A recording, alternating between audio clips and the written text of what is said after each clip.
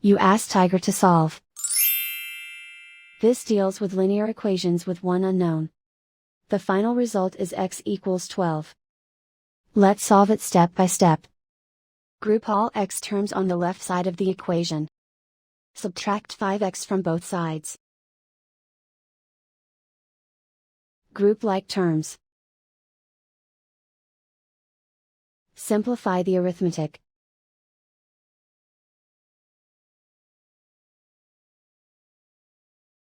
Group all constants on the right side of the equation. Subtract 72 from both sides.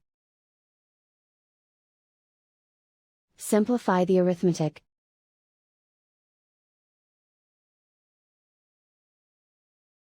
Isolate the x. Divide both sides by -6. Cancel out the negatives. Simplify the fraction. Cancel out the negatives. Find the greatest common factor of the numerator and denominator. Factor out and cancel the greatest common factor. And so the final result is x equals 12.